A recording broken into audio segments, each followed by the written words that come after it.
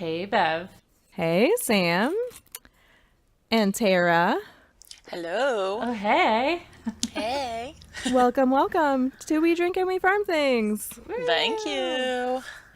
Yes, we're very excited to have Tara from Beaver Vineyards today. Um, we've become new fast friends in the past 15 minutes, but previously before that from Instagram as well. But we're very excited to have her on today to learn all about her vineyard adventures. But before we get started with that, what are you drinking over there, Bev? I'm drinking a Dark Horse Sauvignon Blanc, which I Ooh. was really excited to find. And in fact, I was just telling Sam, I opened it before we got on because I was like, wait, I'm not a big wine drinker. I don't even know if I like Sauvignon Blanc. But it turns out I do. Ta-da! It's a very nice white wine. I'm impressed. I'm usually a beer person, but I poured myself a glass that was like half the bottle. So that was probably bigger than a Oh. classic glass of wine. I don't know how to wine. Somebody A help little me. big, a little big. Just sip slowly, you'll be fine. What are you drinking over there, Sam? So I have the original Dark Horse Cabernet Sauvignon, and I just looked at the side and it says it's 13.5% alcohol by volume. So luckily I poured an appropriate size glass. Otherwise, I might not remember recording this. But this is also quite lovely, and it's very like jammy and like Ooh. kind of dark, like chocolate covered cherry flavor. So I'm kind of digging it on a very, very windy afternoon. I'm going to have to find a bottle of that because that sounds amazing. And thank you for our drink sponsor this episode, Christine Sayani. Yes, which is at Homemade Confetti over on Instagram. One of my favorite, most colorful, fun accounts ever. So make sure you go check that out. And thank you so much for supplying our beverages. Cheers, Lainey. Cheers. But what are you drinking over there, Tara?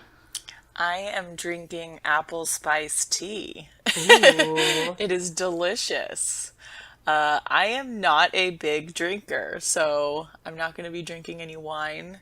And it's also very early for me, and one glass normally knocks me out. So, Hey, at least you know when you do decide to drink, it doesn't take much. So, that's true. A bottle can last me quite a while. okay, there's nothing wrong with that.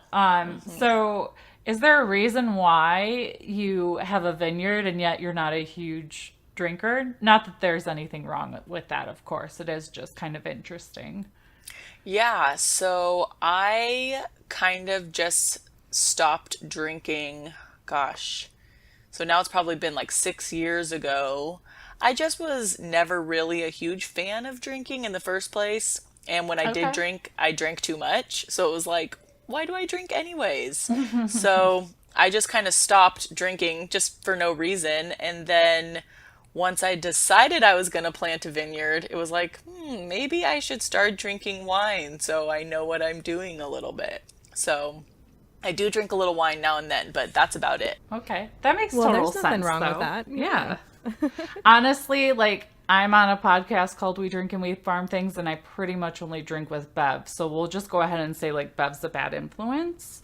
I was going to say, normally I just drink on the podcast, but I've had 2 nights in a row where I had stuff going on. So I did drink 2 nights in a row, and I guess this makes number 3. So you're right. I'm the bad influence. I'll take credit for that. I'm getting crazy this week. She is. So, how did you happen to come upon your vineyard and ownership of a vineyard? It doesn't sound like this is something that was necessarily in your family from what I've seen on your social media. Yeah, so I come from a family of grain farmers.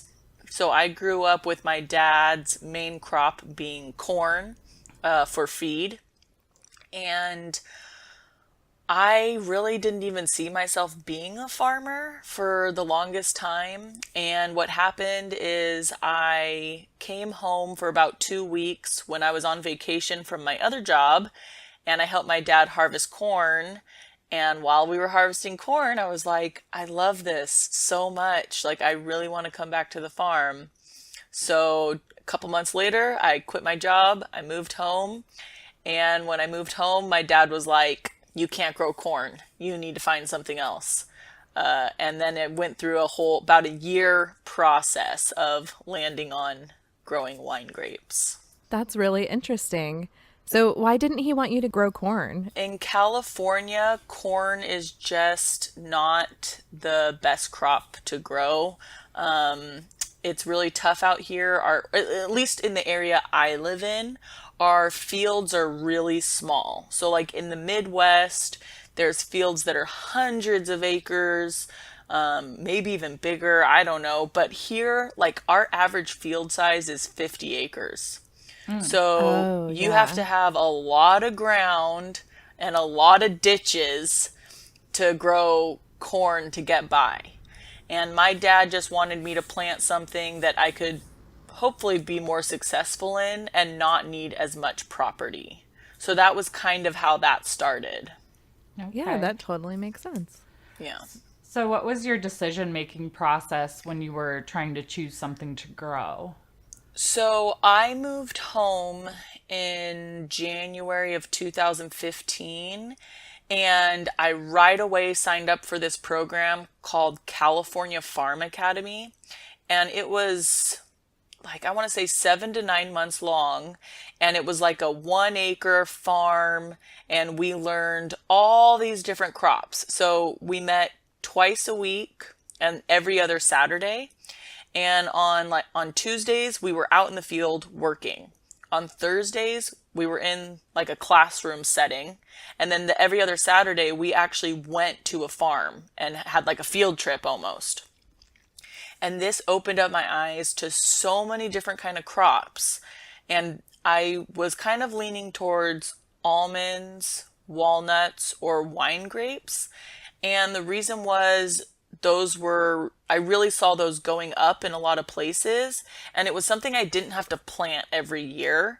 And I think that for me was just coming from a grain farmer. Like we have to plant every year. And I just was like, it'd be nice to have something I could just plant and not have to worry about it for 30 years, you know? Oh, yeah. And so I was down to those 3 crops and I just started looking what was in my area. Who could I go to as a mentor?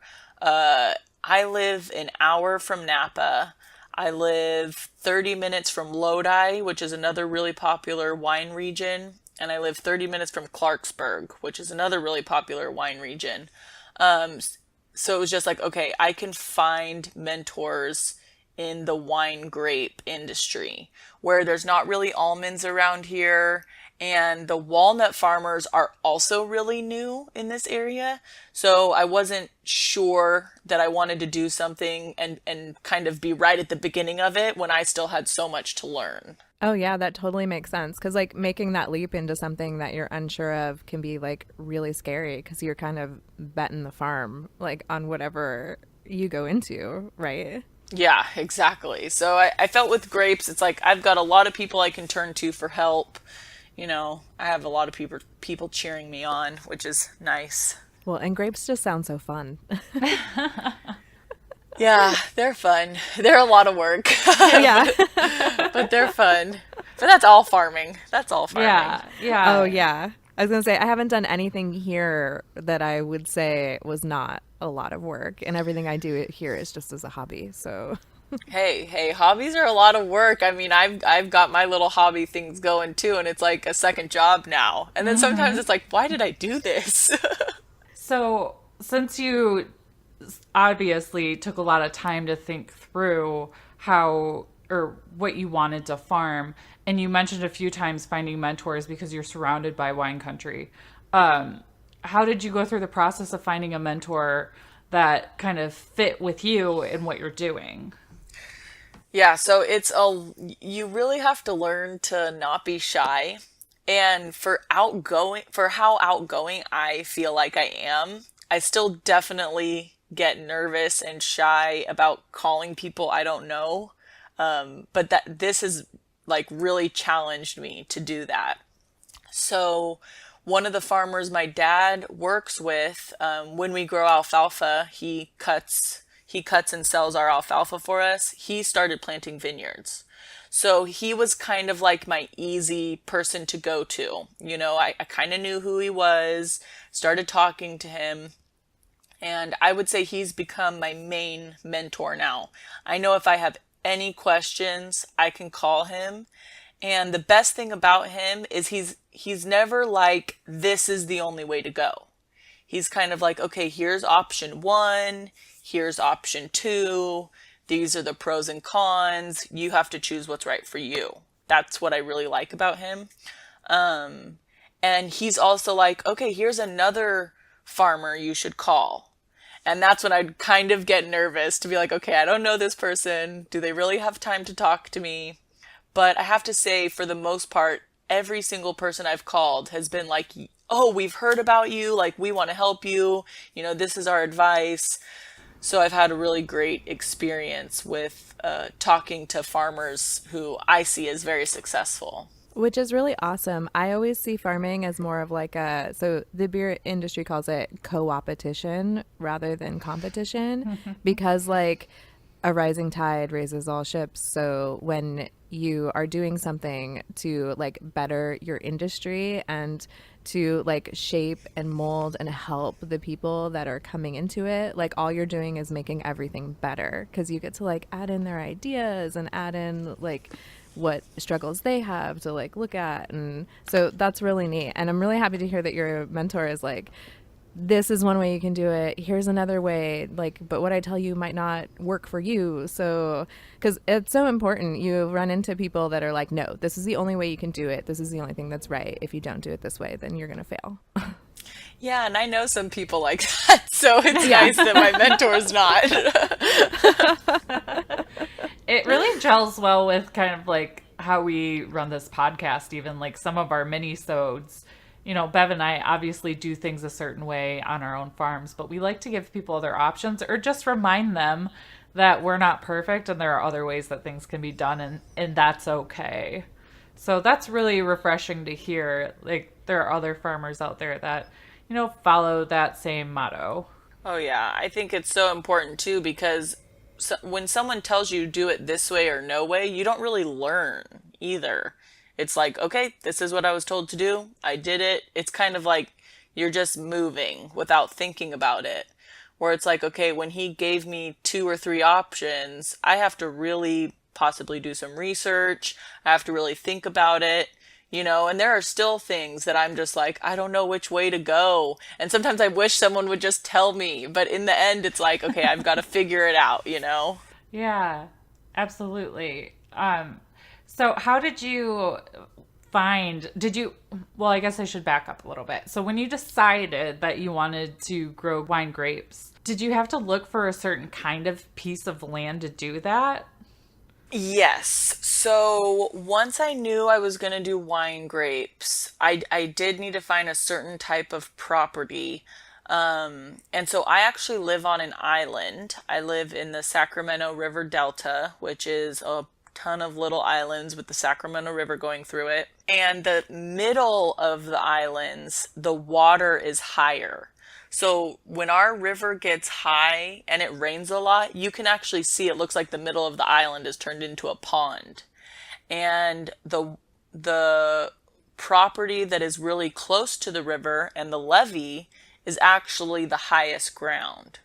So I knew that I needed to find higher ground.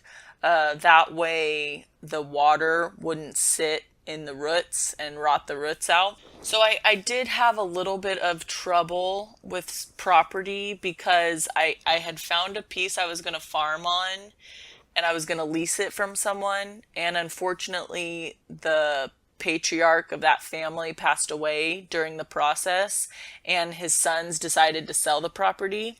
So we actually pretty much vetoed my lease and I had to start all over, which was, oh wow, that was like a big thing to learn right in the beginning, But after that happened, my parents decided to let me lease ground from them, which maybe in the end that's better and maybe in the end that's worse. I don't know.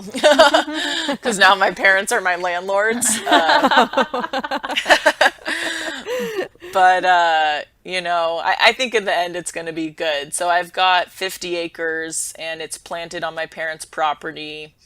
And right now it's doing good. We did soil samples and it's higher ground. I also have a rootstock that is supposed to grow well in wetter ground because we have wetter ground than a lot of people, even in the high ground. So, but the way they grew last year, I feel very confident. They exploded last year, so they should be doing okay. That's so good to hear. Yeah. So I see on your Instagram that you're doing a lot of pruning right now. So what have you, like, is that one of the more, like, laborious kind of parts of owning a vineyard, or would you say that your workload kind of fluctuates throughout the year, or is it pretty consistent? I would say it fluctuates, which I feel like unless you have livestock, I feel like there are definitely on and off seasons with crops that are not livestock. People who have livestock, it's like on all the time. Right. But wine grapes are very labor intensive. I try to do as much as I can, but there's really only so much one person can do. The main things I can do is if it has to do with a tractor. If I can drive a tractor through the rows and do it, I can do it by myself. But like planting had to be done by a crew. Tying up the vines as they grow, you don't really want them touching the ground. So having them tied up took a crew. Pruning will take a crew. Training them in the future will take a crew. But yes, so pruning was really big. I made the decision to two bud my whole vineyard, which pretty much if you look at any pictures of my vineyard, you see that there are these white tubes that say wonderful on them. Those are grow tubes, which if anyone doesn't know what that is, it's pretty much a mini greenhouse for every vine. So two budding them, we're pretty much cut all the vines back down into that grow tube. So they're about a foot tall out of the ground now. Oh, wow. And that was one of those things where it's like, well, you can go this way or you can go that way. But in the end, that was the best decision because it's really going to give the plant time to build a good root system and a really strong trunk because they were only planted last year. Okay. So I didn't want to try to push them into training right now. I think that for the longevity of the vines, this is going to be the right decision. But yeah, it was a big job. But those crews, they are hard workers. Man, I just go out there and I'm just like, wow. They are hard workers for sure. So what kind of grapes are you growing? I mean, me and Bev already know, obviously, we had the spoiler, but Yes. for the people listening, can you explain what you're growing, maybe why, based on your location, and then who you're growing them for? Yes. So when I decided I wanted to plant a vineyard, the very first thing I needed to do was find a contract with the winery. I would say most people that have wine grapes have contracts with the winery. Maybe there's a few in Napa that, they're top of the line that people are begging to buy them, so they don't have to have contracts from the beginning. So I started out by reaching out to a few of the biggest wineries in our area, which is Constellation and Gallo. And if you look up those two wineries, there might be some wine you like that you didn't realize was actually owned by those companies because they're so huge. So I really got lucky when I met with the representative from Gallo. He was willing to take a chance on a new farmer and they signed me up. They gave me 3 options for different grapes, which was really helpful because they know what's going to grow well in this area and I was still really learning. So they gave me Albarino, Sauvignon Blanc, and I think Gerstraminer. I think that's how you say it. That sounds right. I've had that yeah. wine and I know I like that one too. Yeah. So I had those 3 choices And the reason I went with Sauvignon Blanc is because I feel like it was the most popular wine grape of those two. I mean, of those three. And it was hardier. I felt like the other ones were a little bit more of a niche market, and I wasn't sure if that's how I should start. So I grow Sauvignon Blanc, and my contract is with Gallo, but Gallo owns Dark Horse. So all my wine grapes in the future, will go into Dark Horse, Sauvignon Blanc. Hence why Bev and Sam are drinking Dark Horse this episode. Yes. And I'm glad you like it. I really like it, which was nice because it was like, oh, I hope I grow something I actually want to drink. Well, and you know what I really like about Dark Horse? So my husband just went to our regular grocery store. We live in the middle of nowhere. We have to drive 30 minutes to go to a real grocery store. So it's a Kroger. And they had a bunch of Dark Horse wines there, and they totally had the Sauvignon Blanc. So it was like, it's easy to find. It was like $8 a bottle, and it's delicious. So it's like a nice reminder that you don't have to buy a $30 or $50 bottle of wine to enjoy it. Like under $10 really is like the way to go, like as far as like types of wine. So, I mean, I think it was a great choice to go with them and Dark Horse. So Yeah, definitely. I also live 30 minutes from a grocery store. So it is nice because I see it everywhere. I see it in all the regular stores. And I think it is probably between $8 and $10 out here. But yeah, it's affordable. It's really nice because those expensive bottles, I mean, some of them it's just they've built up the name, but this is something that anyone can drink and it's good. yeah, and it comes in a screw top, which means Bev can open it. That's good. That's good. Sam and I had another conversation before this where I was like, yeah, I don't really know how to use a bottle opener properly. I'm really glad this is a screw top. Oh, you need one of those fancy ones. Yeah. I have an electric one, so I'm a big cheater, but I love that thing so much because I just have to press a button. Yeah, that's all the really work. nice. I've got this one that like clamps around the top and then you just push a handle down and up and it pulls it out. Ooh. Oh, that's called a rabbit, and I have one of those too, but for some reason I still have trouble operating that. So you educated me. I was like, I don't even know what that thing is called, but it's great. The more you know. Yeah. And then I have those fancy corks that suck all the air out. I'm like, look at me. I do wine things. We're good at wine things. We're so Yes, fancy. we are. I'm gonna sound like I stalk you on Instagram, actually. I think it's just because we've talked to each other in Messenger that your stuff actually comes through in my feed, or that's my excuse. But I saw that you post something about cover crop, and Bev knows what it is, but I don't. And instead of Googling it, I wanted you to explain to me what cover crop is and why it's important to your vineyard. Yeah, so cover crops can really be planted anywhere. It's not just a vineyard thing. And it's normally something you would plant in the off season that is going to add some type of nutrients to your soil. So instead of going and buying, this at the chemical store and spreading it out, this is like a natural way of putting an amendment into the ground. Oh, okay. Does that kind of make sense? Oh, absolutely. Yes. Yeah. So, there used to be a lot of mustard out here. Like it's something that naturally grows out here. Napa, I don't know if they still have it, but they used to actually have a mustard festival. Oh. And I am not anti-Roundup. We have conventional corn, and that's like a whole nother conversation. But unfortunately, because Roundup has been used so much, mustard is really disappearing because Roundup kills it. Oh. And grass, like grasses that you don't want, are growing in its place. Well, if you talk to some farmers around here, they want the mustard back because the grass is really hard to work up back into the ground and it's not doing anything for you. Where mustard really broke down and helped the soil.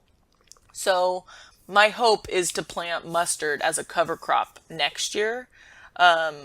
Mustard will put nitrogen into the soil. And then they also say that the seeds are hot and that can repel insects. And then when you're ready to work it back into the ground, it breaks down really nicely. Some people also do legumes and there's so many different crops you can grow, and you can put a mix in there and it'll just be the rows in between the vines. Yeah, and that's so cool. So cover crops is something that I know about because I've thought about trying to use them in my garden beds. I haven't been a very successful gardener yet, but I've like done all the research because I really like to read things. But yeah, the cover crops putting the nitrogen back into the ground, like all of that, all of those things are bits and pieces from permaculture, which is something that I'm trying to practice here on my hobby farm. So I'm excited to hear that like larger farms and people who are growing, like monocrops in large swaths of area are looking at things like using mustard to repel insects rather than spraying, because we know that we're having like an insect populations are dwindling, and now the insects will just go somewhere else rather than just dropping dead as soon as they end up on the land, which is good for everybody. I mean, I know insects are kind of annoying, but they pollinate things, so Yeah, but when you kill insects, you kill beneficial insects too, you know? Yep, exactly. Yeah. And there's this one little beneficial insect in wine grapes that is called a lacewing. They're so pretty. There's these little green guys that have these wings that look like lace. And it's like, you don't want to kill them. So Yep, exactly. if you Google images of vineyards with mustard, they're beautiful. Oh, cool. So Yeah. it adds like a visual effect as well. Oh, yeah, because they're yellow. Do you guys have mustard out there? I have not seen any mustard that I know of, but I'll have to look up a picture of it and keep an eye out on it, because I actually too. I have a pasture that used to have cows on it. It doesn't anymore, so it's totally empty. So every summer it grows all of these insane things, and we leave it all summer because the insects will just like, I don't know, swarm there and do their thing. And it's really beautiful because the lightning bugs light it up like all through June and July. We don't have Yeah. those here. Oh. Aw. Well, you know what? I'm from California, so I knew that. I don't know why. Because I had never seen lightning bugs until I moved to Ohio also. But then we just bush hog it once everything dies in the fall. And then every summer it comes back up and does its thing. So it gives them like a habitat to live in. 'Cause Yes. there's nothing else there. So I'm like, why maintain it and try to pretend like I'm trying to take care of it? We'll just let it be wild and then knock it down when it's time to. Yeah, and that's like really the natural order of things, because all those things grew, they had seeds, you knock it down, they'll grow again next year. I mean, it's really nice. Yeah, while you guys were talking about bugs, I Googled vineyards with mustard, and you're right. It's gorgeous. It looks like I know in Wizard of Oz it's poppies, but for some reason it like triggered in my brain like the Wizard of Oz when I saw I some of knew these you were going to pictures, say so- that. I was like, Yellow Brick Road. Yes, that's what it is. There we go. Well, now I have to Google these images also. We really should have called this podcast We Drink and We Google Things. Oh my gosh. Oh, this is stunning. We'll put a link in the show notes to just like the Google image results of vineyards with mustard. And yeah, I mean, that's so cool. So the mustard, as a cover crop, not only does it add the nutrients back into the soil, but it also acts as a weed barrier so that you don't end up with weeds in between your rows, right? Yes. Or that's kind of what it looks like from these images. Okay. Yes, and I have really failed at weed management this year. My first year of farming, there's so much weeds, and like my dad, it kills him because my dad is like an OCD farmer, and everything has to be really clean and perfect. And I have a vineyard in his backyard with weeds, and he's probably so embarrassed by me because of that. I mean, my dad is like so supportive of me. You know, I wouldn't be doing this without him. But I know those weeds he dies a little inside seeing them. So I have to get it under control. In your defense, like, I feel like weed management is one of those things that it really, like, there's a learning curve behind it. Like if the people that I bought my house from saw what their flower beds look like and what everything like, I think they would die like on the outside. Same here. Because like learning how to take care of the weeds on your property, like it's different. Even if you moved from the same town to a piece of property nearby, like the weeds all congregate differently in different areas. So It is so crazy. So I live like a mile from my parents, barely. I mean a couple miles. Same island. When we moved to this house, there's this flower called a 4 o'clock. At least that's what we call it. I have never seen it before in my life, and I lived here at my parents for so many years. It produces like 1 billion seeds. And I just dug up one of its roots the other day that was bigger than my head. And I was my like, gosh. how do I get rid of this flower? It's so terrible. Because it's just, and it's like, there's different weeds 1 mile away. It's like I had never seen this thing. Oh my gosh. That's Yeah. so crazy. So it's definitely learning, and I hope next year I've got it more under control, and I think a cover crop will definitely help. Yeah. yeah, I think it should for sure. Yeah, I should send you guys a picture of that thing because I just was like, what is this? I'm looking at Google Images and I know exactly, like, I don't know what this is, but yeah, we have these here also. They're just annoying. They don't smell like anything good. No. And they create those giant, so I think they're like giant tap roots. So it's like a big giant root and it goes like crazy deep. So when you dig it out, you have to just like keep digging and pull. And it's one of those like break your back muscles. Yeah, weeds, and they even though it turn doesn't look into that these like big. massive bush thing. Oh God, there's seeds on here. No one needs to buy seeds at 4 o'clock. You will be making a mistake. Yeah. Like, I feel like the mothership is under my house of 4 o'clocks. Like, there's no getting rid of it now. It's surrounded my whole house. Oh my god. Terrible. Oh, gosh. So, other than digging up 4 o'clock, what kind of other, maybe more enjoyable hobby things do you do? Because we see that you have chickens, obviously. Yes. So, was like the vineyard a gateway to chickens, or did you have chickens when you were helping your family farm? So when I was little, we had like a pasture, and my dad had like a thing for birds. So growing up, we had chickens, all different breeds of ducks. My dad raised geese. I mean, we had pheasants, quail, and he did it all from eggs with an incubator. And so that was kind of, I grew, and it was just for fun for him.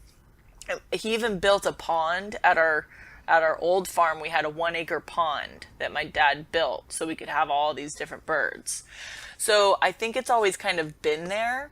It just, I moved away and I wasn't in farming really, and then when I moved back it was just like, okay, so when can I start having chickens? Yeah.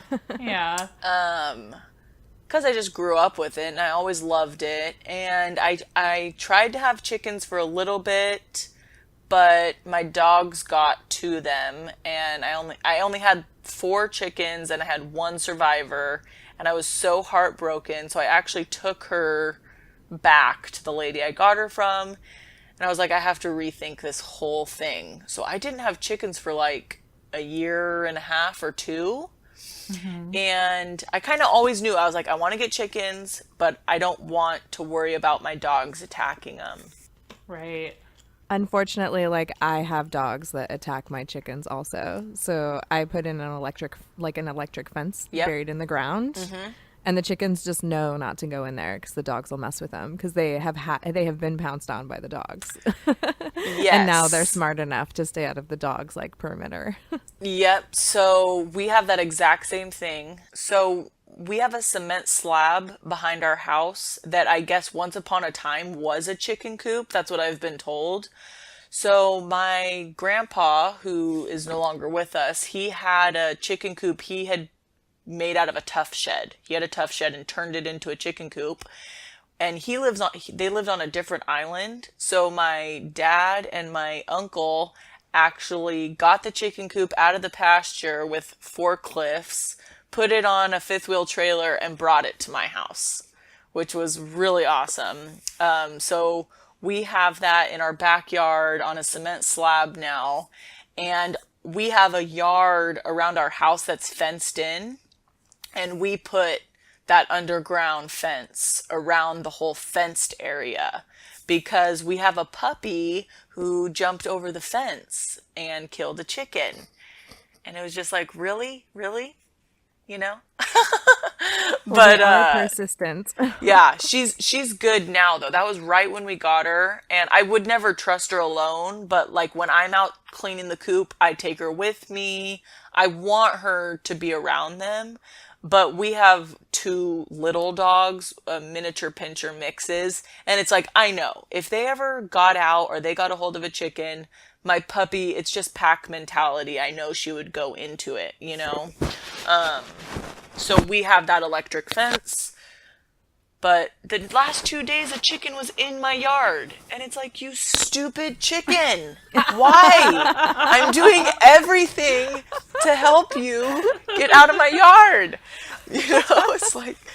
Yeah, they just do what they want. Like, that's the thing about chickens, man. You can do everything you can to keep them safe and, like, their environment as pristine as possible. But at the end of the day, they just give zero clucks and do what they want. I know. That's I was right. listening to your podcast the other day about that disease that's in Southern California right now. Mm-hmm. You said if you're going to get chickens, get used to death. And I was like, she is right.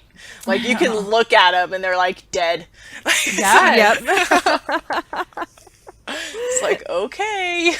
Which is so terrible that we're laughing at that, but that's how we deal with things that Yeah. are sad and uncomfortable. Yeah. We're just like, we have to laugh because otherwise we'd just be crying all the time. Anyone who has chickens gets it. So Yep. it's like, if you don't have chickens, you might be like, why are they laughing? But if you have chickens, you're like, yeah, that's true. But yeah, so the chicken thing I think is just like rooted from my childhood. I love having them. And I exploded very quickly. I'm still small to some people, but I had 4, and then I had 9, and now I have 20, and then I got a rooster. But I think I'm maxed out for now. I'm not planning on getting any more. I'm waiting for all my 20 to start laying. I've got about 12 that aren't laying, so yeah. That's what we all say. I know. Well, now, like, when we got the rooster, I was like, now I can let it happen naturally. We'll just have chicks one day. That's true. You know? I don't have time for an incubator. And I don't have time for a heat lamp. I keep adding all these things to my list, and I just know I can't do it right now. So if they have some babies naturally, I'll let it happen. Yeah. And that's so fun to see that kind of circle of life thing happen naturally, too. Like, we had one of our silkies hatch a chick a couple months ago, and it's just so damn cute, and it's so much different, like, because you get to see the mama chicken teach the baby chicken how to be a chicken. Right. And it's so fun. Aww. Yeah, I whenever people post pictures of like the mom sitting on all the babies and like their little heads are just sticking out from the feathers, I'm like, oh, they're so cute. So as we're kind of wrapping up here, you know, since you're still pretty early in your vineyard journey, but we wanted to know if you've had a favorite part so far that you'd like to share. A favorite part? I don't know. I think the whole thing is my favorite part. I'm so happy that I did it. And I don't know if you guys saw my post on my Beaver Vineyards account about me telling my husband. I did a event with Farm Her. And we saw that, yeah. Yeah, so I did an event with Farm Her, and one of the questions was why I came back to farming. And so when I came home from that event, I was talking to my husband about it, and I told him how I answered that question. And he looked at me and he was like, you sound like you're falling in love. Like, that's how you're describing it. Aww. And I was like, that is how I'm describing it, you know? So it's like, I just feel like the whole thing is my favorite. It's hard work, but I love it so much. And I can't believe I did it. You know, I can't believe after all that hard work, I actually planted a vineyard with no background in it. And I have so many cheerleaders. You know, you hear a lot about negative things and it being hard, but like you said about the beer industry, I feel like everyone wants to see me do good. It's like that, you know, everyone wants our region to do good, so why aren't they going to lift me up with it, you know? So I don't know if I have one little thing. It's just the whole big picture is amazing. I think that's so cool. And I think you have to be that way with the amount of work that it is. Otherwise, it's not going to feel like it's worth it. Oh, definitely. Yeah, because it is a lot of work, that's for sure. But anyone can do it. If I can do it, anyone can do it. Maybe I need to like knock down my pasture and grow grapes in it for wine. I just planted 5 in my yard, so we'll see how it goes. Nice. I planted 6 last year. I'm looking at them through my window right now. I don't think they survived the polar vortex that we had this year. Oh my gosh. But I mean, I don't know. My pear trees survived the polar vortex, so we'll see about the grapes. They are just table grapes because I want to I do some home brewing. It's been years since we've done anything, but like, you know, with the moving and the getting animals and the taking care of kids and everything else, like we find ourselves short on time a lot. Like you said, like you can't do everything that you want to do. But I was like, table grapes, I'll throw those out there for now because the kids can just go and pick them and eat them as they ripen, and I don't have to worry about doing anything with them. But like at least doing a home like fermentation of wine would be fun someday. Yeah, that's a lot of work. Table grapes is a good idea. I took some wine classes. I don't know if I'm cut out for it. Yeah, all I've done is some Googling, and I'm like, this sounds super intimidating, but we'll see if I'm up for it someday. Yeah, but if you do beer already, you might be, you know, you've got half that like down, that you have to clean everything a million times, right? Oh yeah, iodining my kitchen the day that we like brewed it took like hours because we literally everything in the area that the stuff was going to be in got iodined like crazy. I mean, it was nice to have my kitchen that clean for one day, but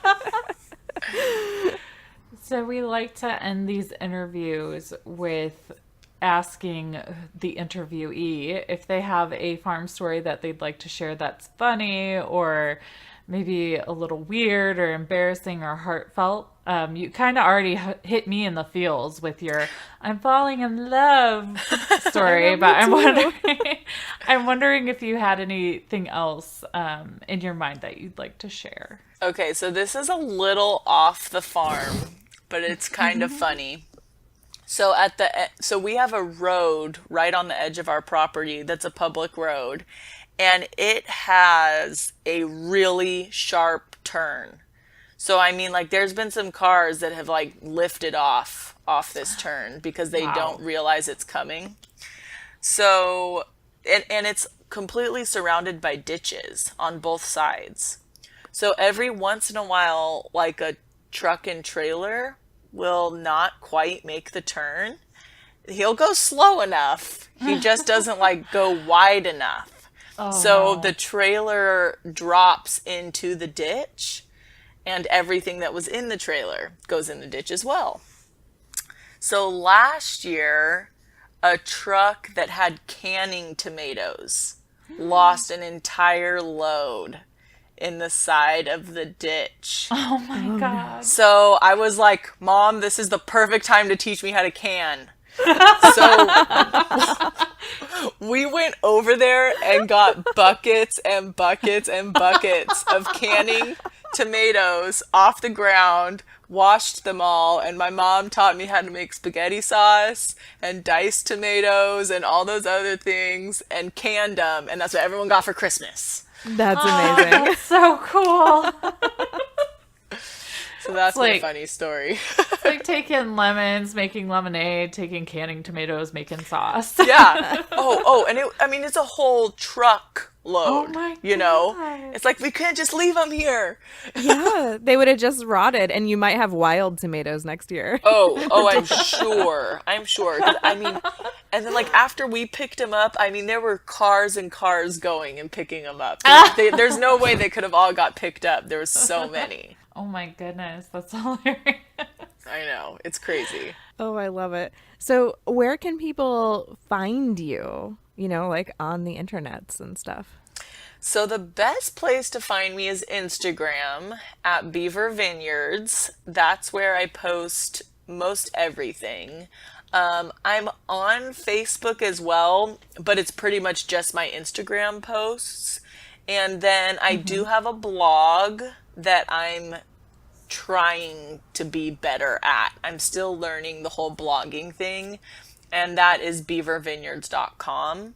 But definitely Instagram. I'm on Instagram every day. I love talking to everyone that talks to me. It's a little deceiving because it's like starting to be more chickens than vineyard stuff, but I do post vineyard things. Yeah, mine's more chickens than wine, and I'm chickens and wine, so. Yeah. I know people are like, isn't this a vineyard account? I'm like, just accept the chickens. Accept it. They're You're the like, well, this is a mascots. me account. And Yes, what I'm exactly. doing. I'm trying to be real here. We'll link to your blog, your Facebook, and of course your Instagram in the show notes. That way people can find them and click on them very easily. Perfect. Thank you so much. This was so fun. Yeah, thank you for coming on and sharing all your knowledge, and look forward to continuing my stalking of you on the internet. Yes, and I'll continue stalking you both as well. Aww. Yeah, and we're what definitely internet two of the friends people do. who are cheering you on. Oh, thank you so much. I love it. I love the community. I know that a lot of people think Instagram can be a bad thing, but I feel like the female farming and homesteading community on Instagram has been so amazing. I mean, even though I've been in farming for a couple years, I feel like just like the last 6 months, I've tried to really focus on farming and homesteading through Instagram. And it's a really great community. I love it so much. Oh, yeah, I totally agree. When I first started, I was actually only on Facebook for like the first 6 months. And then I don't know how I decided to get Instagram. Somebody that I'd like talked to in person was like, why aren't you on Instagram yet? I'm like, I don't know. I'm not that old. So I feel like I should be able to figure out how to use this like new social media thing that everybody's using. And I got on and it just like exploded with like how much knowledge I was able to gain from everybody and like how everybody comments and is like, good job, it's a good thing that you're doing, and I'm like, oh, that makes me feel so good on the inside. Yeah, I love it. Everyone's been so positive, you know. I don't use Facebook that much anymore. I don't know, am I getting old? Is it still like a very popular thing? I don't know. No, neither of us are using our Facebook pages, and Drinkin' No. Farm's Facebook page is kind of sad. But we do have a really rockin' Facebook group. So if you're on there at all, come join our group. Oh 'Cause yeah, I that's, will. Like, That's the only reason I really get on there, and you know, the occasional goat video Yep. in my feed. Yeah. That's fun to look at as well. Like when I get on Facebook, I feel like all it is reposting of videos. now. Yes. Like Yes. people don't actually put like, I'm going to the mall today, like it used to be. When I see my old time hop stuff from like 10 years ago, I'm like, nobody cares. I mean, I think I used to actually, because, you know,